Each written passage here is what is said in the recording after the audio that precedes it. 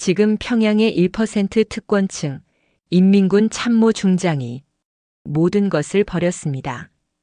그는 자신의 눈앞에서 7살 아이가 공개 처형되는 것을 목격했습니다. 그는 군량미 70%가 간부들의 주머니로 사라지는 비밀 장부를 확인했습니다. 하지만 그가 탈출을 결심한 진짜 이유는 따로 있었습니다.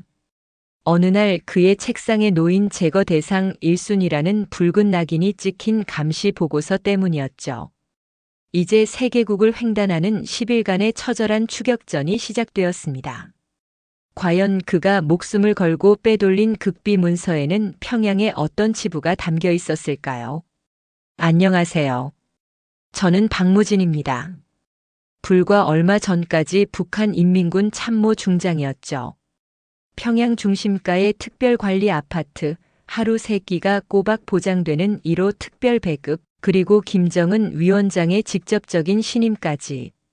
사람들은 저를 보며 체제의 기둥이라 불렀습니다. 제 어깨에 달린 붉은 별들은 제가 평생 바쳐온 충성의 대가였죠. 2019년 늦가을, 그날따라 유난히 차가운 바람이 집무실 창문을 때렸습니다. 싸늘한 공기 속에서 문이 닫히는 소리가 유독 크게 들렸죠. 제 앞에 선 동료 최진철의 굳은 표정을 보는 순간 무언가 잘못됐다는 불길한 예감이 온몸을 감쌌습니다. 최진철은 제 오랜 동료였습니다. 저보다 더 강한 신념을 가졌던 군인이었죠. 그런 최진철이 주변을 살피더니 들고 온 갈색 봉투 하나를 제 책상 위에 말없이 올려놓았습니다. 묵직한 정적이 흘렀습니다. 이게 뭔가, 진철 동지. 최진철이 침을 꿀꺽 삼켰습니다. 그의 눈이 불안하게 흔들렸죠. 무진 동지. 동지는 나를 믿소? 갑자기 무슨 소리야? 우린 생사를 같이 한 동지 아닌가? 그렇다면 이걸 보시오. 이것이 우리가 목숨 바쳐 지키는 인민의 진짜 모습이요. 봉투를 열자 수십 장의 사진들이 쏟아졌습니다. 첫 번째 사진은 원산의 호화 별장이었습니다. 값비싼 양주와 샴페인이 가득한 테이블, 그리고 마약에 취해 쓰러진 간부들의 모습이 적나라하게 담겨 있었죠. 두 번째 사진은 거대한 창고였습니다. 벤츠 승용차와 롤렉스 시계, 루이비통 가방들이 산더미처럼 쌓여 있었습니다. 인민을 위한 물자라고는 찾아볼 수 없었죠. 하지만 제 숨을 멎게 한 것은 세 번째 사진이었습니다. 함경북도의 어느 마을 아이들이었습니다. 10살도 채 안 되어 보이는 아이들의 팔다리는 앙상하게 뼈만 남아 있었습니다. 하지만 배만은 비정상적으로 마치 공을 넣은 것처럼 불룩 튀어나와 있었죠. 단백질 부족으로 복수가 찬 모습이었습니다. 그 텅 빈 눈동자가 저를 똑바로 쳐다보는 것 같았습니다. 손이 떨리기 시작했습니다. 이게 진짜란 말인가? 합성이나 적들의 모략이 아니고. 최진철이 제 눈을 똑바로 쳐다봤습니다. 내 목숨을 걸고 맹세하오. 내가 직접 확인한 것들이요. 원산 별장에서 밤마다 벌어지는 일들, 저 창고에 쌓인 물자들이요. 병사들은 옥수수죽으로 연명하는데 그가 앙상한 아이의 사진을 손가락으로 가리켰습니다. 이 아이는 지난주에 죽었소. 단백질 부족으로. 이게 정상적인 나라요? 우리가 목숨 걸고 지키는 체제가 이렇게 썩어 있었소. 무진 동지, 우리가 뭔가 해야 하지 않겠소? 이대로는 안 됩니다. 저는 가슴에 달린 훈장들을 내려다봤습니다. 김일성 훈장, 김정일 훈장, 그리고 얼마 전 받은 공화국 영웅 칭호까지. 평생의 자랑이었던 그 쇠조각들이 그날따라 천근만근의 무게로 제 가슴을 짓눌렀습니다. 그날 밤 저는 한숨도 잠들지 못했습니다. 사진 속 아이들의 눈빛이 머릿속을 떠나지 않았죠. 아내 서은혜가 걱정스러운 얼굴로 제 어깨에 손을 올렸습니다. 무슨 일 있어요? 안색이 너무 안 좋네. 혹시 몸이 안 좋은 거예요? 아니, 괜찮소. 괜찮긴 뭐가 괜찮아요? 아까부터 땀이 비 오듯 흐르는데. 말해봐요, 무진 씨. 또 무슨 끔찍한 일이라도. 저는 아내의 손을 잡았습니다. 아무것도 아니야. 정말이야. 하지만 제 목소리는 심하게 떨리고 있었습니다. 저는 아무 말도 할 수 없었습니다. 그저 잠든 딸 15살 박지우의 방을 바라볼 뿐이었죠. 과연 이 썩어버린 체제에서 내 딸의 꿈이 이루어질 수 있을까? 태어나서 처음으로 저는 제가 평생을 바친 조국을 의심하기 시작했습니다. 최진철이 다녀간 며칠 뒤 새벽 4시에 긴급 소집 명령이 떨어졌습니다. 훈련이 아니었습니다. 잠에서 덜 깬 장교들이 연병장에 모였을 때 그곳에는 이미 보위부 요원들이 줄지어 서 있었습니다. 공기가 얼음장처럼 차가웠죠. 무슨 일이지? 심장이 불길하게 울리기 시작했습니다. 제 옆에 서 있던 강민호 소장이 창백한 얼굴로 제게 속삭였습니다. 그는 최진철과 뜻을 같이 하던 동료였습니다. 무진 동지, 최진철 동지가 어젯밤 보위부에 끌려갔소. 뭐라고? 그럼 이 소집은 아무래도 본보기인 것 같소. 우리더러 똑똑히 보라는 거겠지. 그 순간 연병장 앞 단상으로 보위부장이 마이크를 잡았습니다. 그의 목소리는 확성기를 띠고 광장 전체를 울렸습니다. 지금부터 당과 조국을 배신한 반역자들에 대한 처형을 집행하겠다. 첫 번째로 끌려 나온 사람은 최진철이었습니다. 하지만 저는 그를 알아볼 수 없었습니다.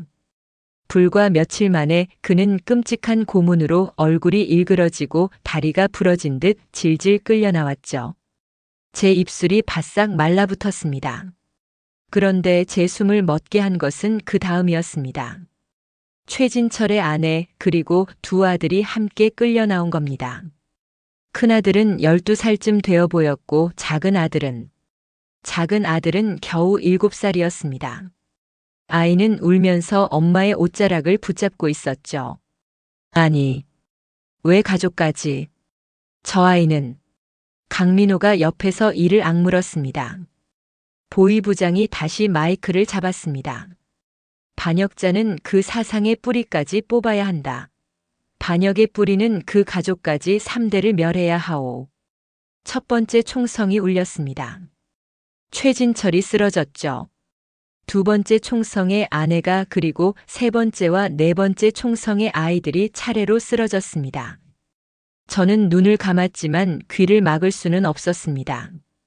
7살 아이가 마지막으로 엄마 라고 외치던 그 찢어지는 소리가 귓속을 파고들었습니다. 그게 끝이 아니었습니다. 보위부장이 제 옆을 힐끗 보더니 소리쳤습니다. 그리고 여기 그 반역의 무리에 동조한 자가 있다. 강민호. 보위부 요원들이 제 옆에 강민호를 덮쳤습니다. 강민호는 저항하지 않았습니다. 그는 끌려가면서 저를 보지 않았죠. 단상 앞에 선 강민호가 하늘을 보며 외쳤습니다. 틀렸소. 썩은 건 우리가 아니라 당신들이야. 인민은 굶주리는데. 또다시 총성이 울렸습니다. 강민호의 외침이 끊겼습니다. 저는 그 자리에 얼어붙었습니다. 정의감? 분노? 그런 감정은 사치였습니다. 오직 뼛속까지 스미는 공포만이 저를 지배했죠. 만약 내가 최진철의 사진을 받고 동조했다면 지금 저 자리에 서 있는 것은 저와 제 아내 서은혜, 그리고 딸 박지우였을 겁니다. 연병장을 빠져나오며 저는 제가 밟고 선 이 땅이 거대한 처형대와 다르지 않음을 깨달았습니다. 동료들의 피가 채 마르기도 전 지옥은 제 가족에게로 번졌습니다. 그날 이후 제 뒤에는 항상 검은 승용차 한 대가 따라붙었습니다. 노골적인 감시였죠. 참모부로 출근하면 보위부 요원들이 복도에서 저를 빤히 쳐다봤습니다. 동료들은 저와 눈도 마주치지 못하고 피해가기 바빴죠. 숨막히는 일상이었습니다. 일주일 뒤 아내 서은혜가 창백하게 질린 얼굴로 집에 돌아왔습니다. 손에는 늘 들려있던 특별 배급품 상자 대신 텅 빈 장바구니만 들려 있었죠. 여보, 무슨 일이야? 배급은? 서은혜의 입술이 파르르 떨렸습니다. 배급소 직원이 우리한테는 줄 수 없다고 했어요. 뭐라고? 내가 참모 중장인데 감히. 소용없었어요. 위에서 지시가 내려왔대요. 반역자와 접촉한 의심분자 가족에게는 특별 배급을 중단하라고. 망치로 머리를 맞은 듯 했습니다. 이것은 단순한 배급 중단이 아니었습니다. 너희는 이제 특권층이 아니다라는 공식적인 낙인이었죠. 이제 우리 가족은 하루 한 끼도 제대로 먹기 힘든 일반 주민들의 삶으로 내동댕이 쳐진 겁니다. 더 끔찍한 일은 딸 박지우에게 일어났습니다. 15살 박지우는 늘 밝고 구김살 없는 아이였습니다. 그런데 며칠 전부터 학교에서 돌아오면 자기 방에 틀어박혀 울기만 했습니다. 지우야, 아빠 좀 보자. 무슨 일 있어? 아빠. 애들이 저보고 반역자 딸이래요. 누가 그래? 어떤 놈들이? 학교 애들 전부 다요. 급식실에서도 제 옆에 아무도 안 앉아요. 선생님도 저를 못 본 척해요. 아빠가 정말 나쁜 사람들과 어울렸어요? 우린 이제 어떻게 되는 거예요? 아이의 순수한 질문이 제 가슴을 갈기갈기 찢었습니다. 제가 뭐라고 대답할 수 있었겠습니까? 아빠 친구가 억울하게 죽었고 다음은 우리 차례일지 모른다고 말입니까? 그리고 마침내 아내의 직장까지 잃게 되었습니다. 서은혜는 평양의학대학병원에서 15년을 일한 베테랑 간호사였습니다. 환자를 돌보는 것을 천직으로 알던 사람이었죠. 그날 저녁 서은혜는 병원에서 쫓겨나듯 돌아왔습니다. 병원에서 제 근무를 중단시켰어요. 이유가 뭐야? 당신이 뭘 잘못했는데? 반동분자 가족은 인민의 건강을 돌볼 자격이 없대요. 여보, 나 이제 어떡해요? 난 환자들 돌보는 게 내 삶의 전부였는데. 아내와 딸이 무너져 내리는 것을 보며 저는 아무것도 할 수 없었습니다. 다음 날 참모부 화장실에서 한 선배 장군을 마주쳤습니다. 그는 유일하게 제게 말을 거는 사람이었죠.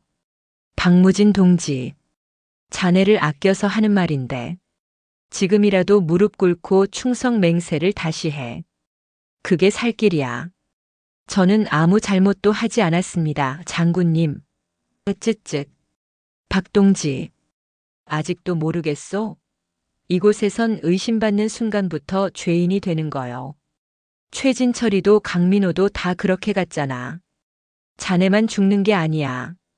가족을 생각해. 가족을. 그의 말이 비수가 되어 심장에 박혔습니다. 가족을 생각해. 맞습니다. 저 때문에 제 아내와 딸이 완벽한 지옥으로 끌려 들어가고 있었습니다. 저는 무력감과 미안함에 질식할 것 같았습니다. 제 아내와 딸이 모든 것을 빼앗기고 절망하는 사이 저를 향한 압박은 죽음의 문턱까지 다가왔습니다. 그날은 유난히 참모부의 공기가 무거웠죠. 모두가 제 눈치를 보며 수군거렸습니다. 제 집무실 책상 위 평소의 결제. 서류 더미와는 따로 떨어진 곳에 얇은 서류 한 장이 덩그러니 놓여 있었습니다. 직감적으로 알 수 있었습니다. 올 것이 왔구나. 손이 떨렸지만 애써 태어난 척 서류를 집어들었습니다. 그것은 제 감시 보고서였습니다. 지난 한 달간 제가 언제, 어디서, 누구를 만났는지, 무슨 대화를 나눴는지, 심지어 최진철의 처형식에서 어떤 표정을 지었는지까지 빽빽하게 적혀 있었습니다. 체제에 대한 불만 징후 보임, 반역분자 최진철, 강민호와 비밀 접촉함. 그리고 맨 마지막 줄. 제 눈을 사로잡은 그 한 줄이 있었습니다. 붉은 잉크로 차갑게 찍힌 글씨. 최종 판단 제거 대상 1순위. 숨이 멎었습니다. 심장이 바닥으로 곤두박질 치는 것 같았죠. 제거 대상 1순위. 이것은 경고가 아니었습니다. 사형 선고였습니다. 최진철도 강민호도 이 보고서를 받았을 겁니다. 그들의 처참한 최후가 제 눈앞에 생생하게 스쳐 지나갔습니다. 이제 내 차례다. 그리고 내 가족도. 머릿속이 하얗게 비었습니다. 그때 복도를 지나가던 동기 한 명이 못 본 척 제 옆을 스쳐 지나갔습니다. 그는 저와 눈도 마주치지 않고 서류를 넘기는 척하며 아주 작은 목소리로 속삭였습니다. 박동지 들었나? 다음 주 정치학습 때 대대적인 숙청이 있을 거라고 하오. 명단에 자네 이름이 올랐다는 소문이 파다하네. 어떻게든 살아남게. 조심하게. 그는 황급히 자리를 떴습니다. 다음 주 우리 가족에게 남은 시간은 고작 일주일이었습니다.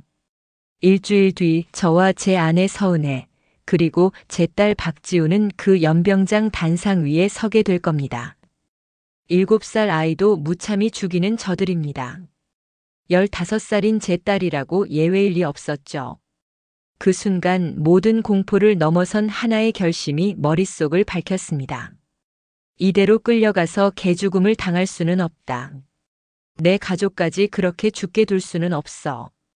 집으로 돌아오는 길 평양 시내를 둘러봤습니다. 위대한 수령님의 품 안에서 영원히 행복하리라는 선전 구호가 역겹게 느껴졌습니다. 이곳은 행복한 조국이 아니었습니다. 거대한 감옥이었죠. 그리고 저는 결심했습니다. 내 가족을 살리기 위해서라면 이 감옥을 탈출해야 한다고. 살아서 이 지옥을 빠져나가야 한다고 말입니다. 그날 밤 저는 아내 서은혜와 마주 앉았습니다.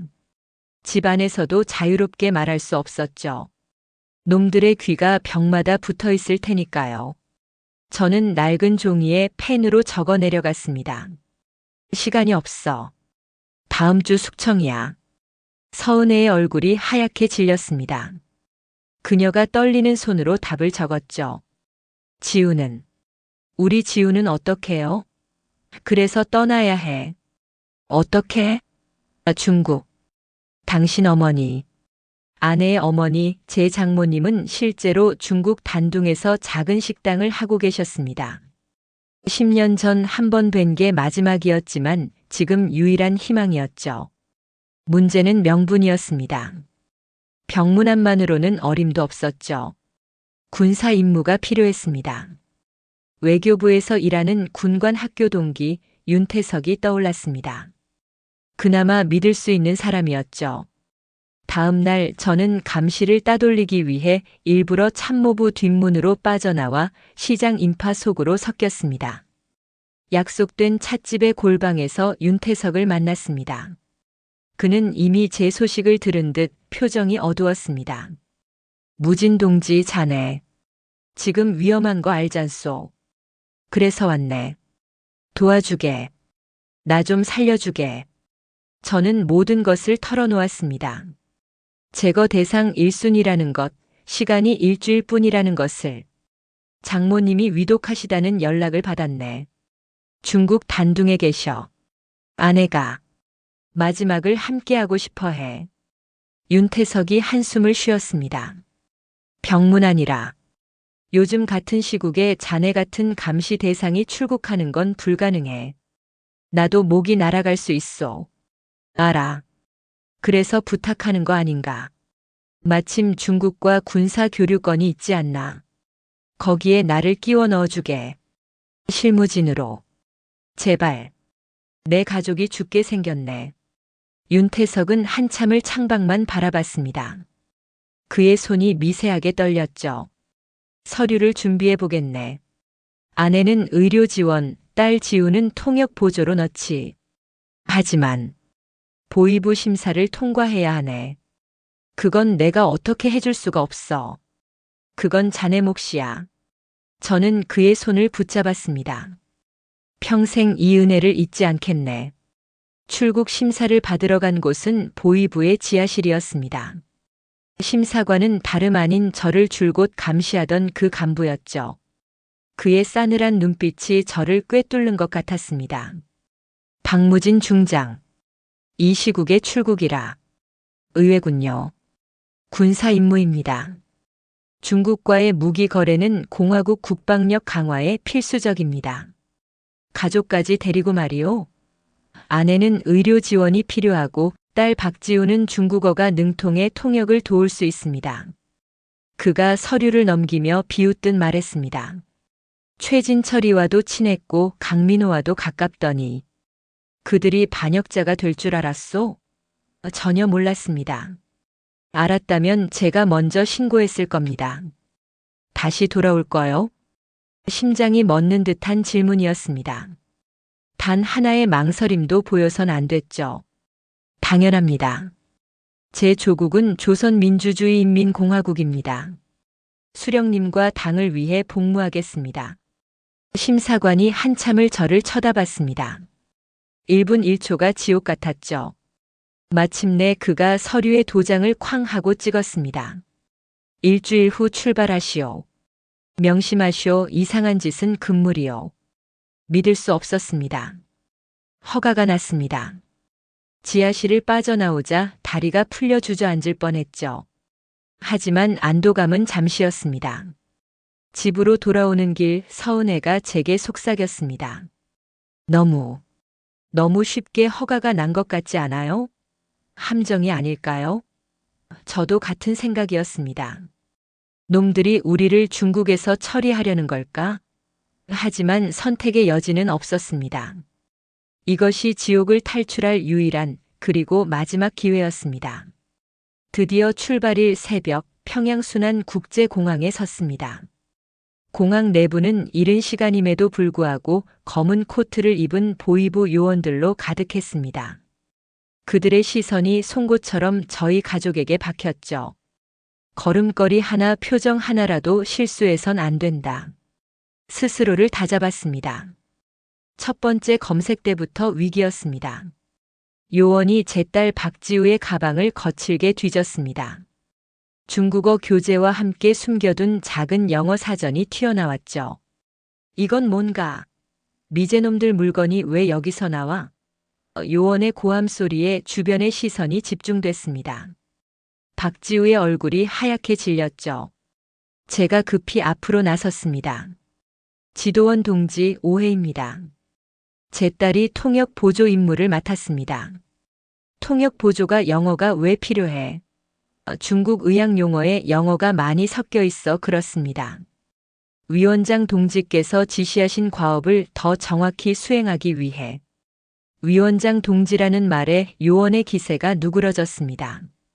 그는 의심스러운 눈초리로 저와 박지우를 번갈아 보더니 사전을 집어던지듯 돌려주었습니다. 통과. 다리에 힘이 풀렸지만 티를 낼 수 없었습니다. 아내 서은혜의 의료 물품 검사, 그리고 제 신체 검사까지. 매 순간이 가시밭길이었습니다. 드디어 마지막 관문, 출국 심사대였습니다. 비행기 탑승구까지 불과 100m. 모든 것이 끝났다고 생각한 바로 그 순간이었습니다. 잠깐. 박무진 중장 동지. 심장이 바닥으로 떨어졌습니다. 돌아보니 검은 선글라스를 낀 낯익은 얼굴의 보위부 고위 간부였습니다. 저를 심사했던, 아니, 저를 제거 대상으로 분류했던 바로 그자였습니다. 잠깐 나 좀 봅시다. 마지막으로 물어볼 게 있어서. 저는 작은 신문실로 끌려 들어갔습니다. 유리창 너머로 서은혜와 박지우가 사색이 된 채 저를 바라보고 있었죠. 간부가 제 앞에 섰습니다. 최진철 반역자에 대해 다시 말해보시오. 정말. 그자가 당신에게 아무 말도 안 했소? 올 것이 왔구나. 여기서 망설이면 끝장이었습니다. 그는 한때 동료였으나 조국을 배신한 자는 용서받을 수 없습니다. 그럼 강민호는 어떻소? 그자는 당신을 믿는다고 떠들고 다녔는데 젊은 혈기에 잘못된 판단을 한 어리석은 자일 뿐입니다. 저는 당과 수령님께만 충성합니다. 간부가 한참을 제 눈을 빤히 쳐다봤습니다. 1분이 1년처럼 흘러갔죠. 마침내 그가 천천히 일어났습니다. 그리고 제 어깨를 툭툭 치더군요. 그 손길에 온몸에 소름이 돋았습니다. 조소. 당신도 그들처럼 될 수 있었는데 현명하게 판단했구려. 그가 문을 열며 마지막 경고를 날렸습니다. 중국에 가서도 조국이 지켜보고 있음을 잊지 마시오. 명심하겠습니다. 지도원 동지. 신문실을 나오자 30분이 지나 있었습니다. 서은혜가 거의 울기 직전이었죠. 괜찮아. 어서 갑시다. 우리는 탑승 게이트로 향했습니다. 50m, 10m. 비행기 트랩을 오르는 마지막 순간까지 등 뒤에 꽂히는 그들의 시선이 느껴졌습니다. 드디어 비행기 좌석에 앉았습니다. 문이 닫히고 비행기가 활주로를 달리기 시작했죠. 몸이 뒤로 쏠릴 때 그제야 저는 참았던 숨을 몰아쉴 수 있었습니다. 창밖으로 우리가 평생 살아온 평양이, 저 거대한 감옥이 멀어지고 있었습니다. 하지만 저는 알았습니다. 아직 끝난 게 아니라는 것을. 이것은 탈출의 끝이 아니라 또 다른 사선의 시작일 뿐이었습니다. 2시간 뒤 비행기는 중국 선양공항에 착륙했습니다. 하지만 공항을 빠져나오는 순간 저는 이곳이 평양의 연장선임을 깨달았습니다. 북한 영사관에서 나온 직원들이 군사교류단인 우리를 감시하기 위해 뻔히 지켜보고 있었죠. 윤태석이 알려준 대로 저는 호텔 화장실로 향했습니다. 세 번째 칸 휴지통 밑에 작은 쪽지가 붙어 있었죠. 동방 호텔 342호. 조강일. 우리는 감시조를 따돌리고 호텔 342호의 문을 두드렸습니다. 날카로운 눈빛의 40대 남자가 문을 열었습니다. 박무진 선생이시죠? 조강일입니다. 그는 우리를 방 안으로 급히 이끌었습니다. 방 안에는 지도와 위조 신분증이 펼쳐져 있었죠. 시간이 없습니다. 영사관 놈들이 벌써 당신들 행적을 쫓고 있어. 지금 바로 움직여야 합니다. 어떻게 가야 합니까? 기차로 쿤민까지 36시간. 거기서 차로 라오스 국경까지 갑니다. 국경을 넘으면 그때부터가 진짜 사선입니다. 정글을 통과해 메콩강을 건너야 태국입니다. 그날 밤 우리는 조강일이 준비한 중국 조선족 신분증을 들고 선양역을 빠져나갔습니다. 36시간의 기차. 딱딱한 좌석에 앉아 창밖을 보며 잡히면 어쩌나 심장이 쉴 새 없이 뛰었습니다. 쿤밍에 도착한 뒤로는 낡은 승합차로 비포장 산길을 달렸습니다. 이틀 뒤 라오스 국경 근처의 울창한 정글 입구에 도착했습니다. 여기서부터는 걸어야 합니다.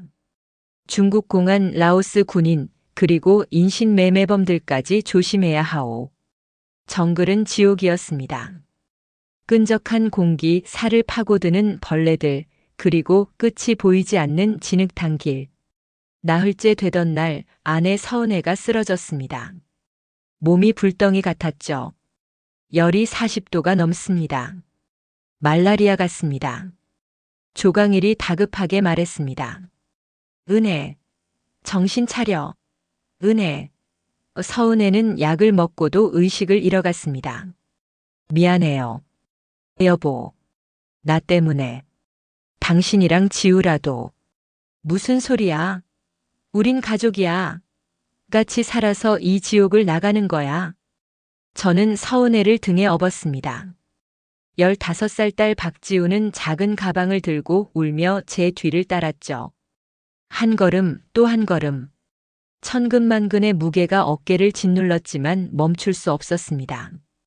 8회째 되던 날이었습니다. 칠흑 같은 어둠 속을 걷는데 갑자기 개 짖는 소리가 들렸습니다. 숨어. 조강일이 저희를 좁은 동굴 안으로 밀어 넣었습니다. 박쥐 냄새와 스산한 공기. 우리는 숨을 죽였습니다. 발자국 소리와 거친 고함 소리가 가까워졌습니다. 라오스 국경 수비대였습니다. 박지우가 공포에 질려 제 품에서 떨었고 저는 의식을 잃은 서은혜의 입을 막았습니다. 제발, 제발 그냥 지나가라. 30분이 30년처럼 흘렀습니다. 소리가 멀어지고 우리는 엉망이 된 채 동굴을 기어 나왔습니다. 꼬박 이틀을 더 걸었습니다. 그리고 열흘째 되던 날 새벽 조강일이 나무 사이를 가리켰습니다. 다 왔소. 저기. 저강이 메콩강이요. 안개 사이로 거대한 강줄기가 보였습니다. 조강일이 숨겨둔 작은 보트를 끌어냈습니다. 저 강만 넘으면 우린 자유요. 태국 땅이라고. 우리는 비틀거리며 보트에 올랐습니다. 노를 젓는 20분 동안 강 건너편에서 총알이 날아올까봐 심장이 터질 것 같았습니다. 드디어 보트가 태국 땅에 닿았습니다. 그 순간 저는 서은혜를 업은 채로 무릎을 꿇었습니다. 끝났다는 안도감에 눈물이 쏟아졌습니다. 태국 이민국 임시수용소에서 아내 서은혜는 즉시 병원으로 옮겨져 치료를 받았습니다. 말라리아 초기였지만 다행히 목숨을 건졌죠. 일주일 뒤 저희 가족은 한국 대사관으로 이송되었습니다. 태어나 처음 본 태극기였습니다. 대사관 직원이 저희의 손을 잡으며 말했습니다. 정말 고생 많으셨습니다. 박무진 선생과 가족분들은 이제 대한민국 국민입니다. 저희가 안전하게 보호해 드릴 겁니다. 대한민국 국민. 그 낯선 단어가 제 가슴을 울렸습니다. 서류 작성과 간단한 인터뷰를 거쳐 저희는 드디어 한국행 비행기에 올랐습니다. 비행기에서 내리는 순간 저는 믿을 수 없는 광경을 목격했습니다. 공항 직원들이 승객들에게 먼저 고개를 90도로 숙이며 인사를 하고 있었습니다. 안녕하세요. 어떻게 도와드릴까요? 즐거운 여행 되십시오. 북한에서는 상상조차 할 수 없는 일이었습니다. 인민이 간부에게 인사하는 것이 아니라 직원이 손님에게 먼저 인사를 하다니. 입국 심사대에서도 충격을 받았습니다. 심사관은 저와 가족들의 서류를 보더니 의심의 눈초리가 아닌 따뜻한 미소를 지었습니다. 북한에서 오셨군요. 여기까지 오시느라 정말 고생 많으셨습니다. 환영합니다. 취조가 아니었습니다. 환영이었습니다. 저희는 곧바로 국정원 시설로 이동했습니다. 솔직히 긴장했죠. 이곳도 보위부처럼 고문과 협박을 하지 않을까? 하지만 조사관들은 저희를 방에 앉히자마자 따뜻한 차와 초콜릿부터 내밀었습니다. 많이 힘드셨죠? 천천히 하셔도 됩니다. 박무진 선생, 이제 여긴 안전합니다. 한 달간 조사를 받았지만 단 한 번의 위협이나 강압도 없었습니다. 오히려 계속 물었죠. 불편한 건 없으신가요? 필요한 게 있으면 뭐든 말씀하십시오. 조사가 끝나고 저희는 하나원이라는 탈북민 정착 교육시설에 입소했습니다. 그곳에서의 첫 수업은 민주주의였습니다. 강사가 말했습니다. 여러분은 이제 대한민국의 주인입니다. 누구나 자유롭게 자기 의견을 말할 수 있고 정부를 비판할 수도 있습니다. 그때 한 탈북민이 손을 들었습니다. 선생님 정말 대통령 욕을 해도 안 잡혀갑니까? 강사가 웃으며 답했습니다. 물론이죠. 그게 민주주의니까요. 이 나라의 주인은 대통령이 아니라 바로 여러분, 국민입니다. 모두가 놀란 표정이었습니다. 나라의 주인이 국민이라니. 경제 수업도 충격이었습니다. 여러분이 번 돈은 모두 여러분의 것입니다. 국가는 절대 빼앗지 않습니다. 자유롭게 쓰고 저축하고 투자할 수 있습니다. 그때 제 딸 박지우가 조용히 제게 속삭였습니다. 아빠, 그럼 나 정말 의사가 될 수 있어요? 내가 번 돈을 다 가질 수 있어요? 그럼 얼마든지 도전할 수 있단다. 박지우의 눈이 그 어느 때보다 반짝였습니다. 꿈을 빼앗기지 않는 나라. 그게 얼마나 소중한 것인지 그때 깨달았죠. 그날 저녁 식사 시간이었습니다. 식당에는 밥과 국 그리고 4가지 반찬이 뷔페식으로 차려져 있었습니다. 박지우가 음식을 가득 담아 오더니 제 옆에서 밥을 먹다가 말고 갑자기 울음을 터뜨렸습니다. 지우야, 왜 그래? 어디 아파? 박지우가 눈물을 뚝뚝 흘리며 제게 물었습니다. 그 질문을 저는 평생 잊지 못할 겁니다. 아빠 정말 이렇게 배불리 먹어도 되는 거예요? 마음껏 먹어도 아무도 뭐라 안 해요? 저는 딸을 그냥 꽉 안아주었습니다. 그래, 지우야. 마음껏 먹어. 이제 너는 자유로운 사람이니까. 그날 밤 저희 가족은 감시하는 눈도 도청 장치도 없는 곳에서 처음으로 편히 잠들었습니다.